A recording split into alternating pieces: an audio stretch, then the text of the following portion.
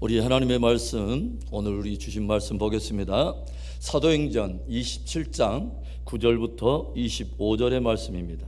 여러 날이 걸려 금식하는 절기가 이미 지났으므로 항해하기가 위태한지라 바울이 그들을 권하여 말하되, 여러분이여, 내가 보니 이번 항해가 하물과 배만 아니라 우리 생명에도 타격과 많은 손해를 끼치리라 하되, 백부장이 선장과 선주의 말을 바울의 말보다 더 믿더라. 그 항구가 겨울을 지내기에 불편하므로 거기서 떠나 아무쪼록 베닉스에 가서 겨울을 지내자 하는 자가 더 많으니, 베닉스는 그레데 항구라. 한쪽은 서남을, 한쪽은 서북을 향하였더라. 남풍이 순하게 불매 그들이 뜻을 이룬 줄 알고 닻을 감아 그레데 해변을 끼고 항해하더니, 얼마 안 되어 섬 한가운데로부터 유라굴로라는 광풍이 크게 일어나니 배가 밀려 바람을 맞추어 갈 수 없어 가는 대로 두고 쫓겨가다가 가우다라는 작은 섬 아래로 지나 간신히 거루를 잡아 끌어올리고 줄을 가지고 선체를 둘러감고 스르디스에 걸릴까 두려워하여 연장을 내리고 그냥 쫓겨가더니, 우리가 풍랑으로 힘이 애쓰다가 이튿날 사공들이 짐을 바다에 풀어버리고 사흘째 되는 날에 배의 기구를 그들의 손으로 내버리니라. 여러 날 동안 해도 별도 보이지 아니하고 큰 풍랑이 그대로 있음에 구원의 여망마저 없어졌더라. 여러 사람이 오래 먹지 못하매 바울이 가운데 서서 말하되, 여러분이여, 내 말을 듣고 그레데에서 떠나지 아니하여 이 타격과 손상을 면하였더라면 좋을 뻔하였느니라. 내가 너희를 권하노니 이제는 안심하라. 너희 중 아무도 생명에는 아무런 손상이 없겠고 오직 배뿐이리라. 내가 속한 바 곧 내가 섬기는 하나님의 사자가 어젯밤에 내 곁에 서서 말하되, 바울아, 두려워하지 말라. 내가 가이사 앞에 서야 하겠고 또 하나님께서 너와 함께 항해하는 자를 다 내게 주셨다 하였으니, 그러므로 여러분이여 안심하라. 나는 내게 말씀하신 그대로 되리라고 하나님을 믿노라. 우리가 살아가면서 맞이하게 되는 고난, 그 고난 자체는 결코 즐거운 것은 아니에요. 그러나 우리는 하나님께서 우리를 빚어주시기 위해 종종 이 고난이라고 하는 것을 자주 사용하신다는 것을 우리가 삶의 경험을 통해서 알게 되죠. 하나님께서 사용하신 고난은 우리로 하여금 진리 앞에서 겸손하게 하며 그리스도를 따르는 참 제자로서 성숙하게 하며 진실로 그분만이 역사를 주관하시는 참된 주관자가 되신다고 하는 것을 인정하게 함으로 우리를 참된 예배자가 되게 합니다. 그러므로 인생에 휘몰아치는 고난의 풍랑에서 우리는 주저앉을 필요가 없고, 왜 내게만 이런 고난을 주느냐고 원망할 필요가 없습니다. 고난의 풍랑을 넘어서 결국 우리에게 주실 그 성숙의 기쁨과 고난 당하는 가운데서도 그분이 베풀어 주실 축복을 우리는 바라볼 수 있어야 하는 것입니다. 그것이 참 믿음을 가진 사람들의 좋은 신앙인 것이죠. 오늘 본문은 바울이 포로가 되어서 로마로 압송되어 가는 중에 그가 탄 배가 바다 한복판에서 유라굴로라 하는 광풍을 만나게 되어 그 배에 타고 있는 수많은 사람들이 수일 동안 거친 바람과 풍랑으로 인해서 이리저리 뒹굴며 고통을 당하며 이제는 돌아갈 소망도 구원의 여명도 사라져버린 채 모든 것을 포기해버린 절망의 상황을 우리에게 보여주고 있어요. 바다에서 수십 년 동안 잔뼈가 굵어진 능숙한 선원들의 경험도, 그리고 지금으로부터 약 2000년 전에 무려 276명이나 승선할 수 있는 초호화 여객선을 가지고 있는 그 선주의 재력도, 그리고 온 세상을 힘으로 제압했던 로마 제국의 군인들의 그 힘있는 용기도 유라굴로라고 하는 광풍 앞에서는 아무런 힘을 발휘하지 못하고 속수무책이었습니다.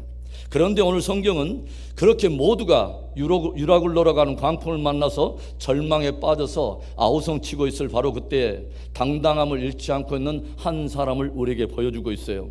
포로의 몸이 되어서 로마로 이송 중인 바로 사도 바울입니다.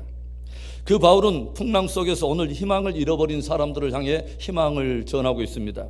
풍랑 속에서 절망하며 불안해하는 이들에게 권면하며 희망을 선포하고 있더라고 하는 거죠. 내가 너희를 권하노니 이제는 안심하라, 이제는 안심하라 외치고 있다고 하는 것입니다. 여러분, 이 바울의 담대함은 도대체 어디에서 나오는 것일까요? 모든 사람들이 거친 풍랑에 시달리며 자기들이 애지중지 그렇게 실었던 모든 짐들도 스스로의 손으로 다 바다에 던져버리고, 그렇게 애써 실었던 모든 기구들을 다 던져버리며 모두가 흔들리고 뒤틀리고 있는 이 절망의 바다 한복판에서 무엇이 바울로 하여금 이렇게 담대한 평안의 복음을 전하게 하는 것일까요? 오늘 바울이 들려주고 있는 평안의 복음 안에는 유라굴로라고 하는 광풍을 만난 오늘의 우리들에게 던져주는 몇 가지 믿음의 도전들이 있습니다.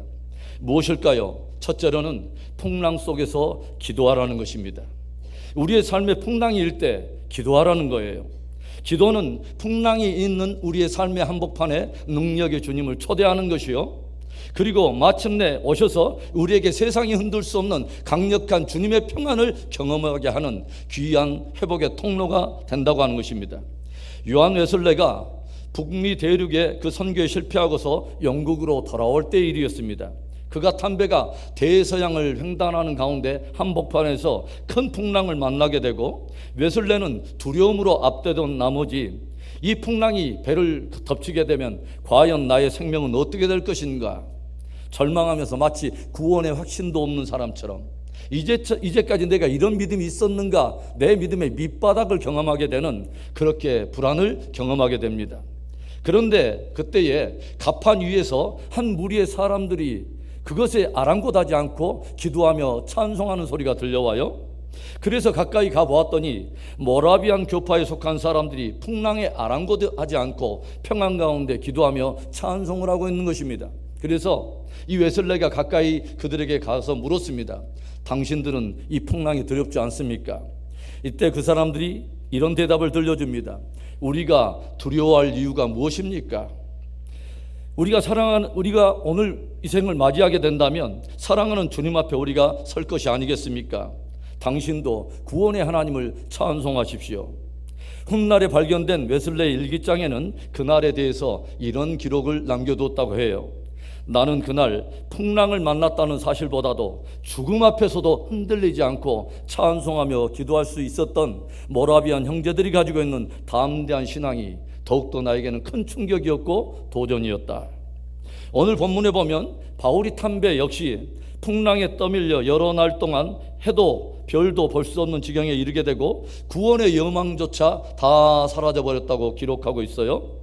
그런데 풍랑으로 인해서 모든 사람들이 그렇게 절망하며 허우적거리고 있을 때 우리는 바울의 기도하는 모습을 엿보게 됩니다.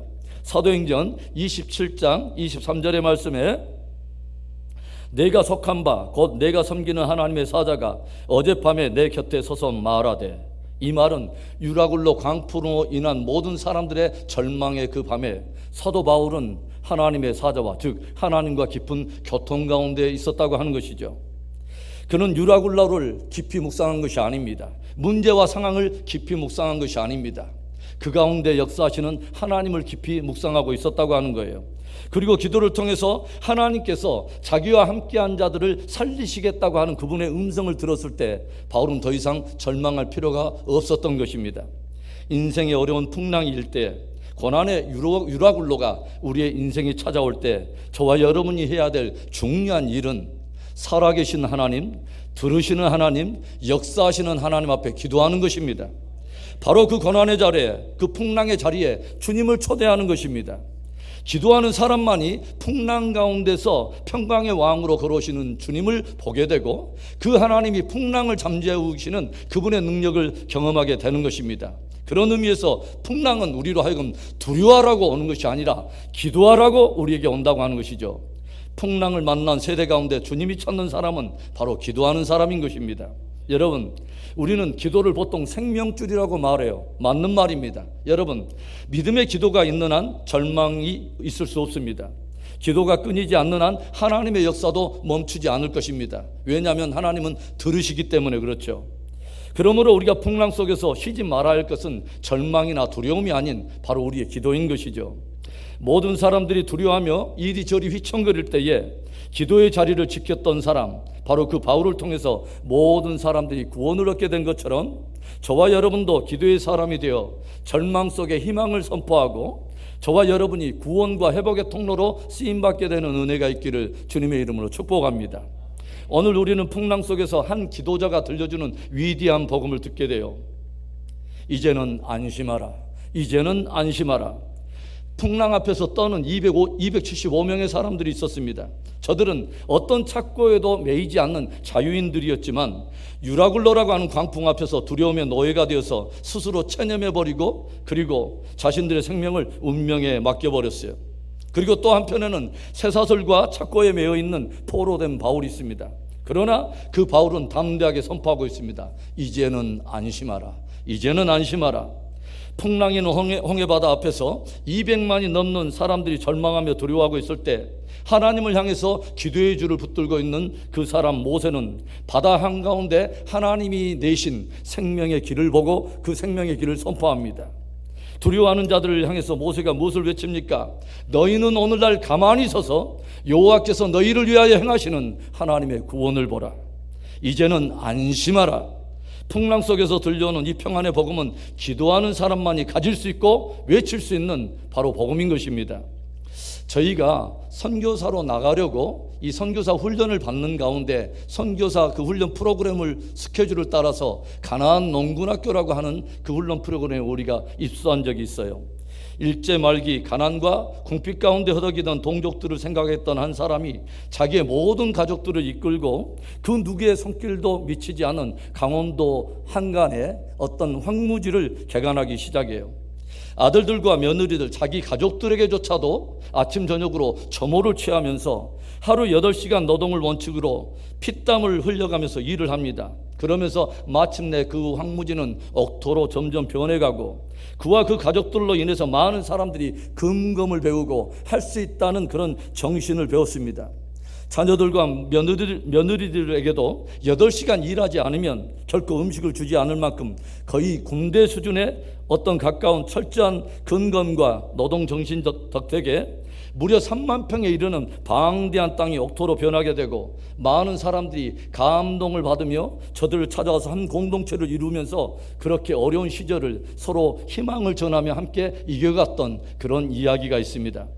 근검을 가르치기 위해서 그 공동체의 모든 사람들은 양치질을 할 때도 한 사람 한 사람에게 정확히 자로 재어가지고 치약을 3mm를 자로 재어서 짜주고 그것으로 이빨을 닦도록 했습니다. 그들은 계속해서 땅을 개간하면서 제2, 제3 가나안 농군학교를 이루게 되었고 당대 박정희 대통령도 당대 국무위원들과 정치인들로 그곳을 방문하게 하여서 그곳에 살아있는 근검과 노동정신을 배우게 하고 마침내 이것에 착안해서 새마을 운동을 일으키면서 우리 한 나라가 다시 새롭게 되는 변화의 기초를 갖게 되었다고 하는 거죠. 바로 그분이 누구냐면 가나안 농군학교의 창시자인 고 김용기 장로님이라고 하는 분입니다. 저희가 가나안 농군학교에 입소해서 훈련을 받던 중에 하루는 고인이 되신 김용기 장로님의 그 집을 방문하게 됐는데 제 안에 굉장히 인상 깊었던 하나의 장면이 있었어요. 조용히 보니까 그분의 집 주변에 많은 돌들이, 크고 작은 돌들이 있는데 다 세워져 있는 거예요. 이 돌들이 다 세워져 있는 거예요. 그래서 제가 관리하던 분에게 좀 이상해서 그 이유를 물었더니 그분이 김용기 장로님께서 살아생전에 하나님의 창조의 걸작인 인간들도 이렇게 피땀 흘려서 일하는데 돌들이 자빠져서 놀고 있다고, 돌들을 다 누워있는 돌들을 이렇게 세워 두었다고 하는 거죠. 큰 아들 되신 김범일 장로께서 아버지 김용기 장로님이 임종을 맞을 때 이야기를 웃으면서 들려줘요. 아버지 임종의 자리에서 계속 흘러내리는 눈물을 화장지를 뜯어다가 이게 눈물을 훔치고 있는데 조용히 그 아들을 부르시더라는 거예요.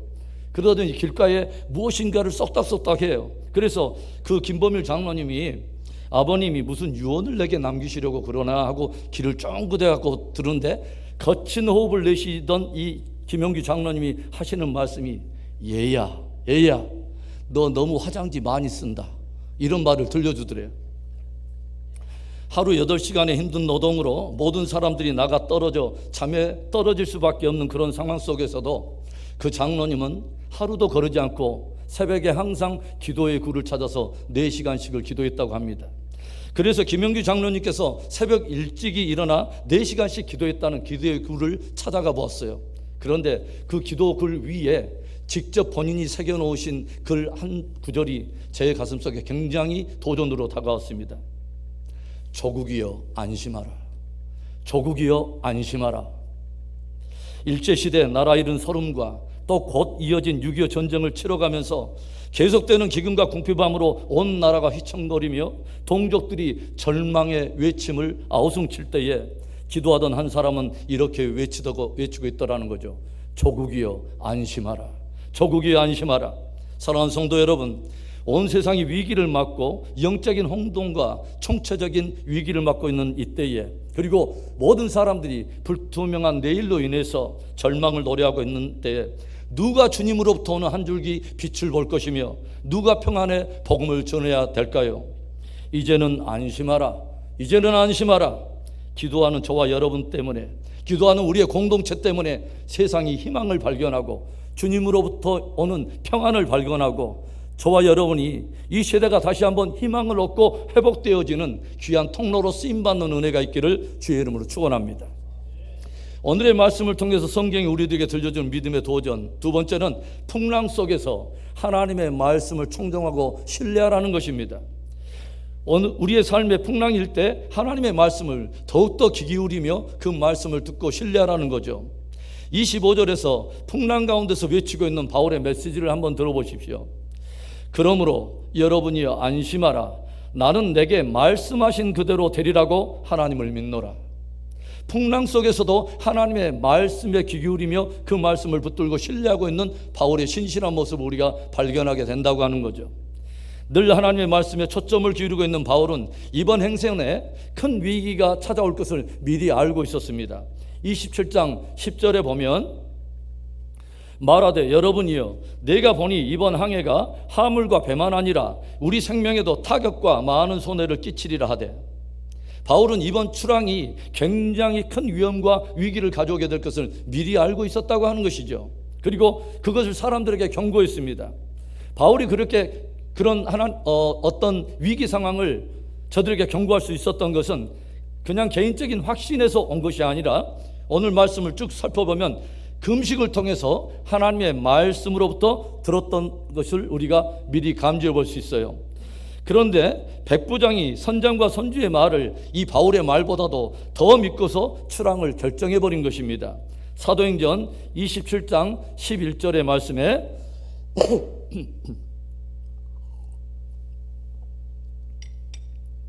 백부장이 선장과 선주의 말을 바울의 말보다 더 믿더라. 저는 조용히 그런 생각을 해봐요. 진짜 좋은 믿음, 참으로 좋은 믿음은 어떤 믿음이냐? 더와 더를 확실히 아는 거예요. 그리고 먼저와 나중을 확실히 아는 거예요. 먼저 그의 나라와 그의 의를 구하라. 그리하면 이 모든 것을 너희에게 더하시리라. 여러분, 백부장의 귀에는 하나님의 말씀보다도 오랜 항해의 경험을 가지고 있던 선장의 소리가 훨씬 더 힘있게 들리더라고 하는 거죠. 배의 주인인 선주의 소리가 훨씬 더 크게 들렸다는 거예요. 경험의 소리, 부의 소리, 재물의 소리를 훨씬 더 믿었다는 거죠. 그래서 결국 저들은 하나님의 말씀, 그 말씀을 가지고 있는 바울의 말을 무시해버리고 그레데 항구를 떠나서 베니스를 향해서 출항했다가 오늘의 유라굴로라고 하는 광풍을 만나게 되었다고 하는 것입니다. 그러나 그 광풍 앞에서 이제 그 숱한 경험을 가지고 있던 선장도, 그 큰 부를 자랑하던 그 선주도, 많은 군사들을 이끌고 있던 백부장도 그 누구 한 사람의 생명도 건져내지 못하고 심지어 자기 자신의 생명조차도 담보하지 못했다고 하는 것입니다. 풍랑 속에서 절망에 빠진 그들을 살려낸 사람은 하나님의 말씀을 청정하고 있었던 바울이었다고 하는 것입니다. 배는 바람에 밀리고 사람들은 기구와 짐들을 다 버렸어요. 여러 날 동안 해도 별도 볼 수 없는 절망적인 그 밤을 지나면서 살아남으리라고 하는 구원의 여명조차도 모든 사람에게서 점점 사라져 갑니다. 그런 절망 앞에서 믿음의 사람이 서서 외쳐요. 여러분이여 이제는 안심하십시오. 어젯밤에 하나님께서 우리의 생명을 살리시겠다고 하는 말씀을 나는 들었습니다. 그리고 나는 내게 말씀하신 그대로 되리라고 그 하나님을 믿습니다. 사람들은 환경에 눌리고 상황에 눌리면 경험의 소리를 찾고 부의 소리, 힘의 논리에 귀를 기울이지만 그것은 유라굴로라고 하는 광풍 앞에서 아무런 도움이 되지 않았습니다. 오직 하나님의 말씀에 초점을 맞추고 그 말씀을 신뢰하던 바울이 모든 사람들에게 희망을 주고 그들을 살려내더라고 하는 거죠. 그런 의미에서 유라굴로 광풍은 우리로 하여금 하나님의 하나님 되심을 인정하게 하며 진실로 하나님의 말씀을 신뢰하게 하는 기이한 선물이 됩니다. 여러분, 오늘의 이야기가 무슨 풍랑을 만난 뱃사람들의 이야기겠습니까? 사랑하는 성도 여러분, 풍랑이 일 때에, 우리의 삶에 유라굴로 광풍이 찾아올 때에 우리가 해야 할 중요한 일은 하나님의 말씀을 청종하는 것입니다. 하나님의 말씀을 크게 듣는 것입니다. 상황과 문제보다 훨씬 더 크신 하나님의 말씀, 능력의 말씀을 붙드는 것입니다. 하나님의 말씀을 깊이 듣고 크게 듣는 은혜가 있기를 주의 이름으로 축원합니다.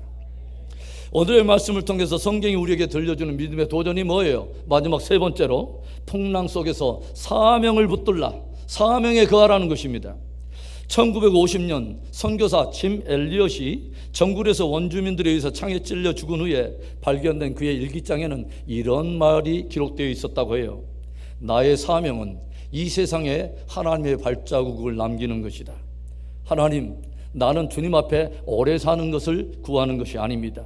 다만 주님을 위해서 나의 삶이 불타오르기를 원하나이다. 그런가 하면 아프리카 선교의 아버지라고 불리는 리빙스턴은 사람들의 발길이 드문 아프리카 오지에서 전도와 의료에 전념하며 생을 바쳤는데, 리빙스턴은 종종 자신의 안녕과 건강을 염려하던 많은 이들에게 이런 말을 들려줬다고 해요. 나는 나의 존재 이유, 곧 하나님께로부터 받은 이 사명을 다하는 날까지는 결코 죽지 않는다. 여러분, 하나님의 사람은 고난을 만날 때 고난을 두려워하는 것이 아니라 하나님께서 당신을, 자기를 고난 속에 두신 그 이유와 목적을 묻고 거기에 반응한다고 하는 것이죠. 자신이 무엇 때문에 이 세상에 존재하고 하나님 왜 나를 그 고난에 두셨는가 하는 하나님의 본질적인 존재 이유를 거기서 묻고 고난과의 싸움에서 승리하게 된다고 하는 것입니다. 하나님의 사람의 존재 이유와 목적은 사명에 있는 것입니다. 사명. 하나님께서 풍랑 속에서 바울에게 무엇을 말씀하십니까? 사도행전 27장 24절의 말씀에 우리 함께 같이 읽어볼까요? 바울아, 두려워하지 말라. 내가 가이사 앞에 서야겠고 또 하나님께서 너와 함께 항해하는 자를 다 내게 주셨다 하였으니. 지금 바울은 로마를 향해서 가는 도중에 유라굴로라고 하는 광풍을 만났어요. 그런데 그 위기 속에서 하나님이 들려주신 말씀은 바울에게 다만 너는 죽지 않고 살아날 거야, 다행이지 라고 말하지 않았습니다. 오히려 그 풍랑 속에서도 하나님은 사명을 이야기하신다는 거죠. 네가 가이사 앞에 서야 하리라.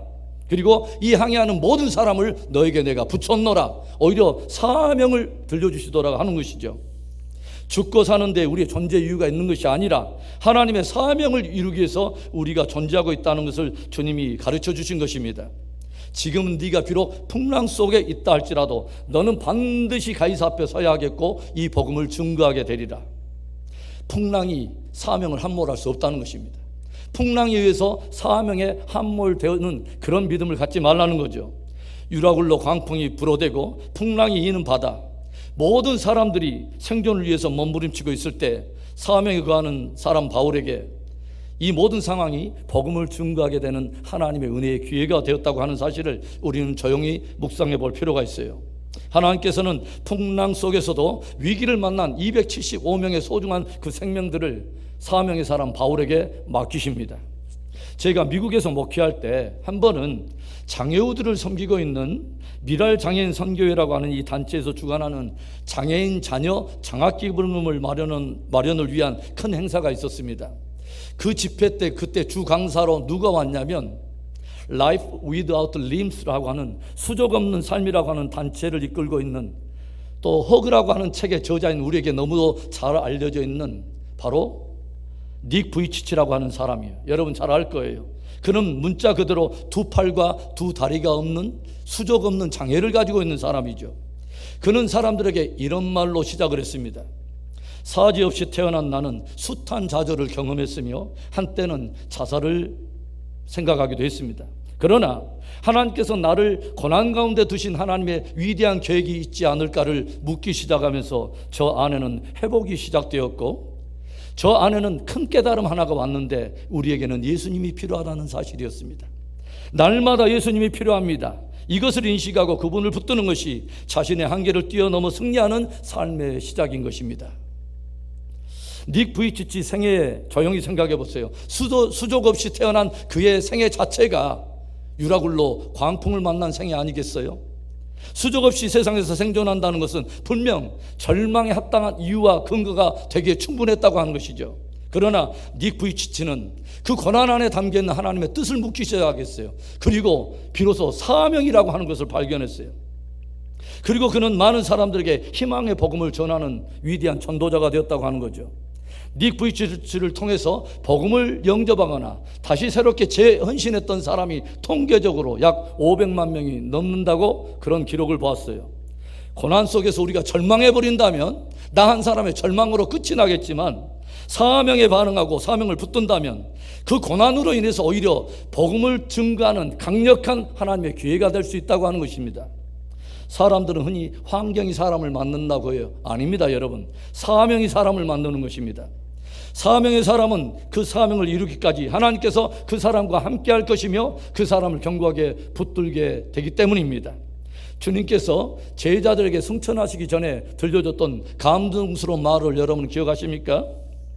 하늘과 땅의 모든 권세를 내게 주셨으니 그러므로 너희는 가서 모든 족속과 모든 민족으로 제자를 삼아 아버지와 아들과 성령의 이름으로 세례를 주고 내가 너희에게 분부한 모든 것을 가르쳐 지키게 하라.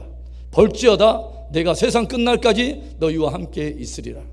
주님은 사명을 선포하셨고 이 사명을 감당하는 날까지 제자들과 함께 하실 것을 주님은 약속해 주셨다고 하는 거예요. 여러분은 여러분의 사명을 발견하셨습니까? 똑같은 생업의 터전이고 직장인 것 같은데 그저 생존을 위해서 마지못해 뛰는 사람과 사명을 이루기 위해서 뛰는 사람의 삶은 질적으로 차이가 있어요.